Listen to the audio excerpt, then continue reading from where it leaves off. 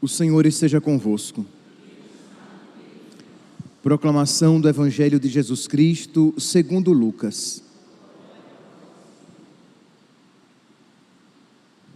Naquele tempo, o tetrarca Herodes ouviu falar de tudo o que estava acontecendo e ficou perplexo, porque alguns diziam que João Batista tinha ressuscitado dos mortos. Outros diziam que Elias tinha aparecido. Outros ainda, que um dos antigos profetas tinha ressuscitado. Então Herodes disse: eu mandei degolar João. Quem é esse homem sobre quem ouço falar essas coisas? E procurava ver Jesus. Palavra da salvação.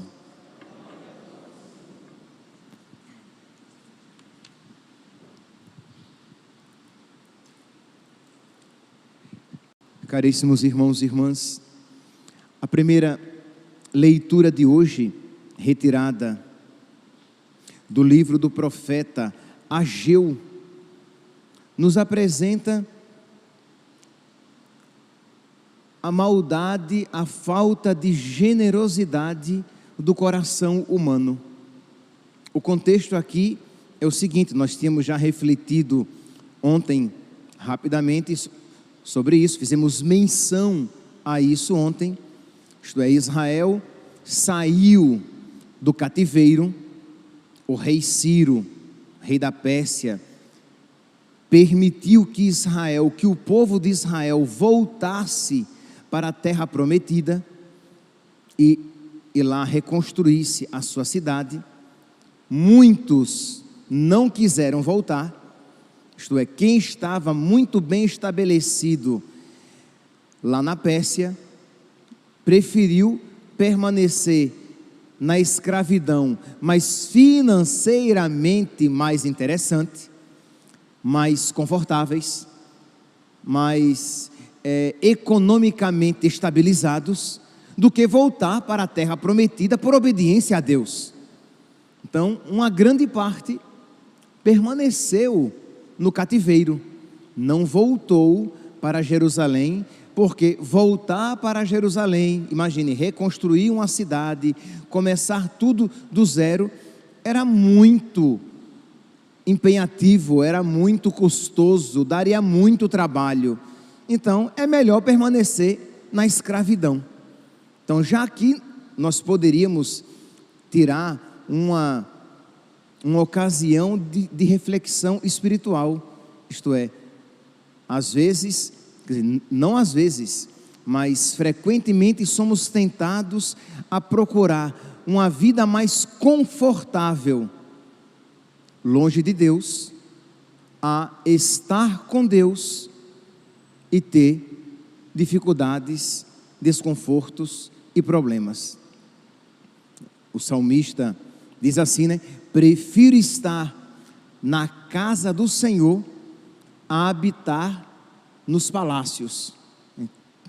Que alegria quando vi que me disseram: vamos à casa do Senhor. Então, o que é que nós preferimos? Isto é, estar na amizade com Deus e por causa disso passar dificuldades neste mundo, ou estar na amizade com o mundo, mas o preço disso é perder a amizade com Deus. Pois bem, então muitos ficaram lá em Jerusalém, não quiseram voltar para a terra prometida. Mas mesmo aqueles que voltaram para a terra prometida, dentre eles, a grande maioria, estava preocupada em primeiramente reconstruir a sua casa. Então todo mundo muito ocupado e empenhado nos seus interesses. Percebe que existe uma gradação. Existem aqueles que nem sequer quiseram sair da Pérsia. Lá permaneceram, não voltaram para a terra prometida. Mas mesmo aqueles que voltaram para Jerusalém, tinham demônios que combater dentro da sua alma. Então quer dizer, os que ficaram na Pérsia são os que ficaram no mundo. Os que voltaram para Jerusalém são os que estão na igreja. Mas mesmo aqueles que voltaram para Jerusalém mesmo aqueles que estão na igreja, têm demônios a combater, tem pecados dentro de si, tem egoísmo dentro da própria alma e do próprio coração. Experimenta a tentação de, numa pseudo-fidelidade a Deus, buscar sempre primeiramente os próprios interesses e dar o restinho para Deus, dá aquilo que sobra, não dá o principal, não dá o melhor. Que, meus irmãos, nós precisamos levar a nossa fé às últimas consequências. Se é verdade, e é verdade, que Jesus é Deus, se é verdade que Ele é o nosso Salvador, o nosso Redentor, o nosso Santificador, o nosso Criador, se é verdade que Ele é a segunda pessoa da Santíssima Trindade, ora, nós a Deus devemos dar tudo e o melhor, porque Ele é o nosso Deus. E eu digo isso, meus santos, compreendendo que é bonito e fácil falar, mas que é exigente colocar em prática. Mas é a única maneira de Deus ser Deus na nossa vida, porque a Deus se dá o melhor. Pois bem, uma parte do povo de Deus voltou para Jerusalém, e lá chegando, todo mundo começou o quê? A reconstruir as suas casas. E a casa do Senhor, não, a casa do Senhor, né, o templo do Senhor, fica para depois. Primeiramente, vamos construir a nossa casa. Primeiramente, eu quero o meu conforto. Primeiramente, as coisas para mim. Depois, eu me ocupo com as coisas de Deus. Deus, então, vendo o egoísmo no coração do homem, Deus levanta o profeta Ageu para profetizar.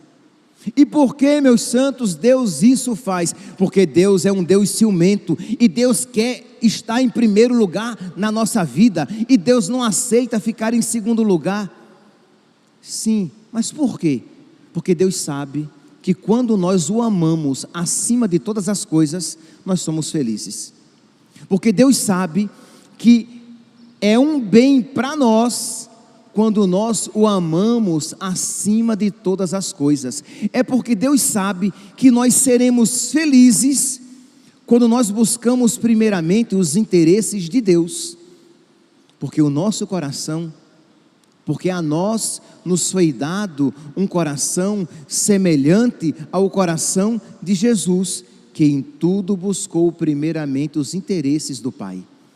Então, não é porque Deus seja um Deus cioso da sua vontade, porque Deus seja um Deus ciumento no sentido mais negativo que essa palavra possa expressar. Não, é porque Deus nos ama, e porque Deus nos ama, Deus quer nos tirar do nosso egoísmo. Porque Deus nos ama, Deus quer reorientar o nosso coração para Ele, porque Ele é o nosso bem. Ele é a vida da nossa vida, Ele é a alegria da nossa alma, e só seremos felizes quando nós amarmos a Deus acima de todas as coisas, e só seremos felizes quando o melhor de nós dermos a Deus. Pois bem, então Deus levanta o profeta Ageu, e nós ouvimos aqui no versículo 2: isto diz o Senhor dos exércitos, este povo diz, ainda não chegou o momento de edificar a casa do Senhor, porque cada um começou a construir a sua casa, e o povo dizia, e o templo? E a casa do Senhor? Quando é que será construída? E aí, a grande maioria dizia, não, ainda não é tempo não, para depressa, Deus é paciente. Imagine, Deus não habita, né? Deus não mora em habitações humanas, Deus é grandiosíssimo, Deus mora no nosso coração. O que Deus quer é habitar na nossa alma, muitos diriam hoje, e tudo isso é verdade. O problema é quando tudo isso é dito para mascarar o nosso egoísmo, para mascarar a nossa falta de generosidade.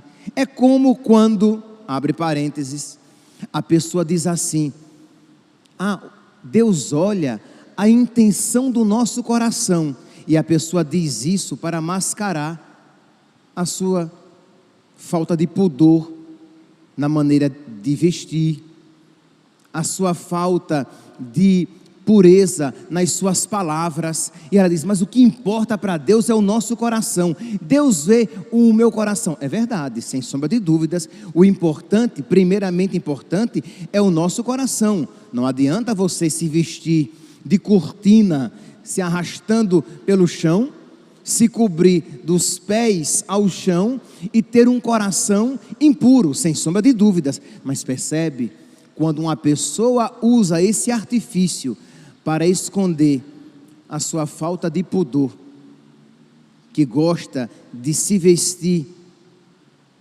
sem decência alguma, estou aqui procurando palavras bonitas, sem decência nenhuma, e aí para justificar sua falta de decência, sua falta de vergonha, diz assim: mas o que importa para Deus é o coração.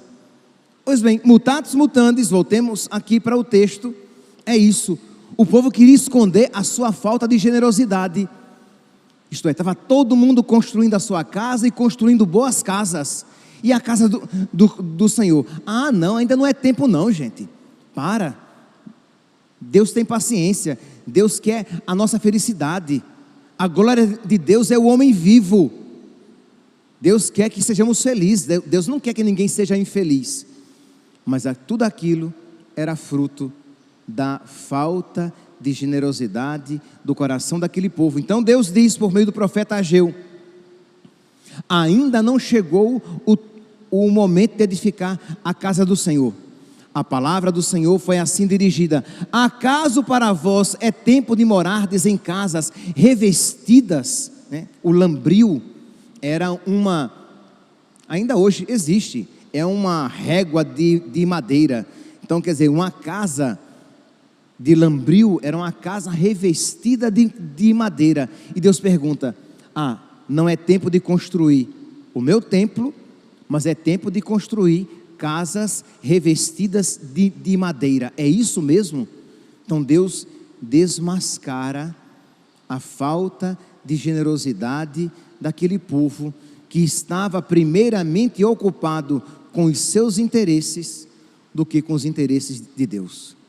Meus irmãos, é fácil, de verdade, sejamos sinceros, é fácil ver o pecado deste povo no tempo do profeta Ageu, mas apliquemos a nós, apliquemos a nossa vida.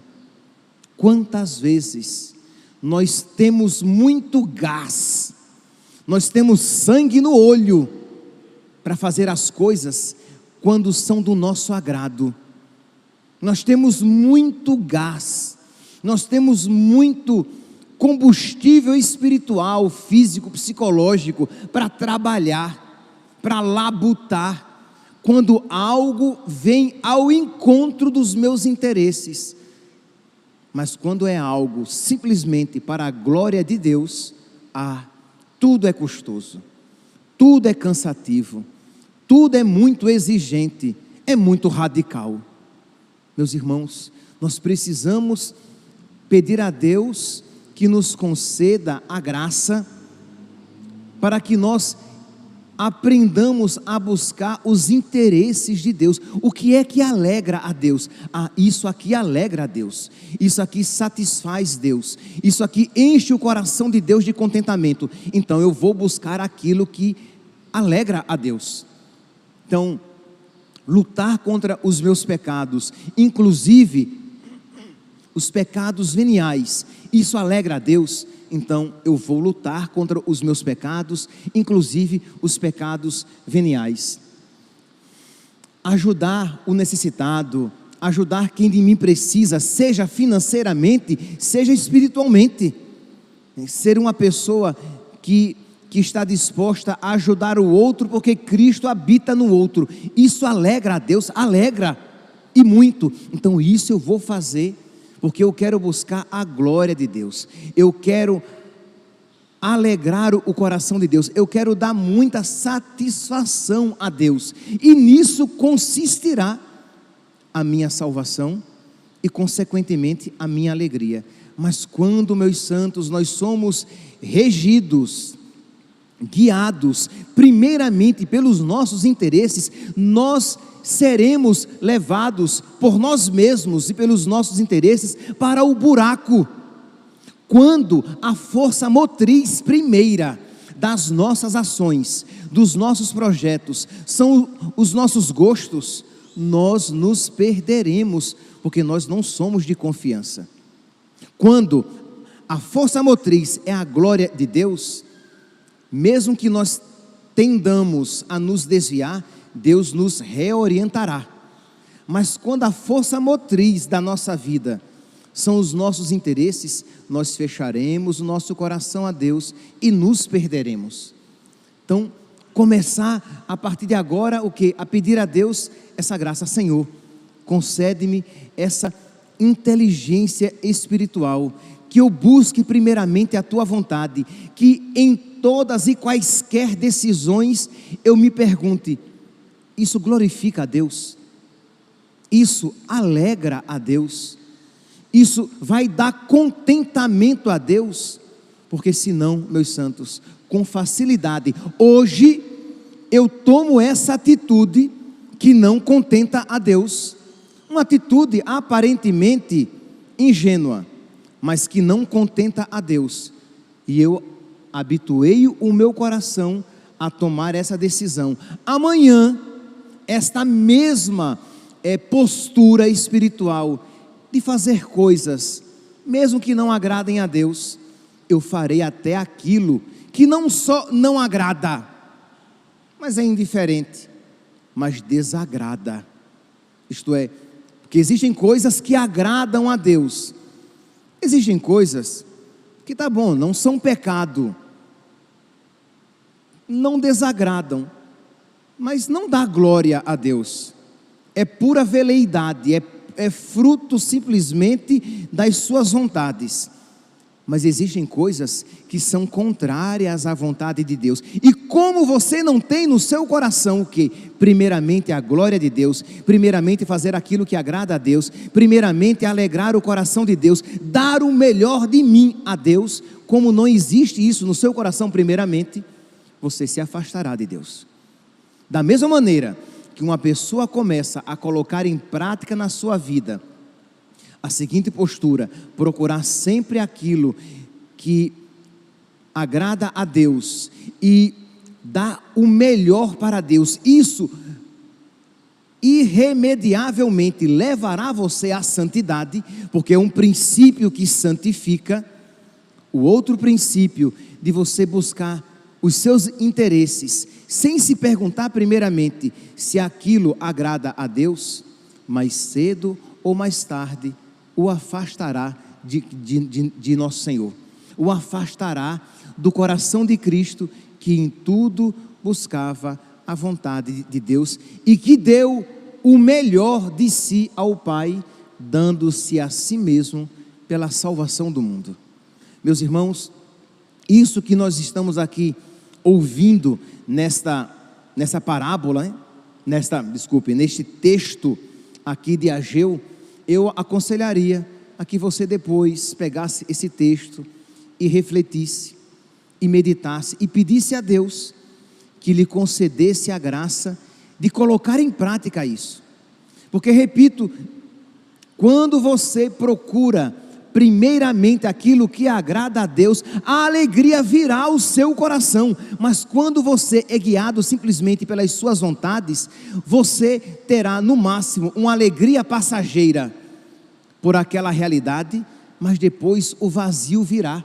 O profeta diz aqui, vamos lá, diz assim: então, para aquele povo que estava muito preocupado em construir as suas casas, para aquele povo que se colocava em primeiro lugar, independentemente da vontade de Deus, percebe? Não é que eles não queriam construir a casa de Deus, eles queriam, mas depois, entendeu? Quer dizer, não é que era um povo mau, não é que eles queriam construir uma casa para o diabo, não é isso. Não é que eles não queriam construir a casa de Deus, não é isso. Era apenas depois. Primeiro eu, Primeiro a minha casa, primeiro os meus interesses, depois, e não eram interesses maus, construir a própria casa não era interesse mau, depois eu construo a casa de Deus. Então eu não estou falando de gente, primeiro eu quero fazer as coisas ruins, depois eu faço a vontade de Deus, não era isso. Construir a própria casa era algo bom, mas não basta apenas você ser, digamos, aparentemente neutro, você precisa se decidir por nosso Senhor, porque, repito, para ficar bem claro e entrar aqui novamente, quando você busca a vontade de Deus, quando você busca a glória de Deus, quando você busca aquilo que alegra a Deus, mesmo que seja difícil, virá uma alegria e um contentamento que preencherão a sua alma, a alegria de Jesus. Quando você busca simplesmente, primeiramente, mesmo que sejam bons, quando você busca principalmente, primeiramente, os seus interesses, você pode até ter um contentamento momentâneo, mas depois virá o vazio, a secura. E é o que diz aqui o texto, vamos lá, versículo 5, Ageu, capítulo 1, versículo 5, isto diz o Senhor dos exércitos, considerai com todo o coração a conjuntura que estás passando, tendes semeado muito e colhido pouco, isto é, a bênção de Deus não estava com eles, eles estão preocupados com os próprios interesses. Pois bem, vocês semeiam muito e colhem pouco, vocês se alimentam, mas não se satisfazem, isto é, não encontram alegria naquilo que têm, não encontram alegria naquilo que poderiam encontrar também, se a sua motivação primeiro estivesse em Deus. Quem a Deus tem, nada falta, só Deus basta, não é isso que diz Santa Teresa d'Ávila? Mas quem a Deus não tem, mesmo que aparentemente não lhe falte nada, falta tudo, porque nada o satisfaz. Por quê? Porque o principal ele não tem, é Deus, a amizade com Deus, estar na graça de Deus. Então diz aqui Deus por meio do profeta Ageu, pois bem, tendes semeado muito e colhido pouco, tendes vos alimentado e não vos sentis satisfeitos, bebeis e não vos embriagais, isto é, nada atinge a finalidade a que se destina. Tudo que você faz não dá contentamento pleno. Você resolveu focar a sua vida no trabalho, você trabalha, você quer ganhar dinheiro, e você até tem, mas a alegria você não tem, porque o seu coração não encontra a satisfação primeira, porque primeiramente nós somos feitos para o Senhor. Primeiramente a nossa alma se alimenta de Deus, a minha alma tem sede de Deus e deseja o Deus vivo. Então quando nós temos Deus, o pouquinho que este mundo pode oferecer já é apenas um complemento. Mas quando não temos Deus, quando não buscamos Deus, nada nos satisfaz de verdade. Quando temos Deus, somos capazes de ser felizes com pouco. Somos capazes de ser felizes neste mundo com pouco.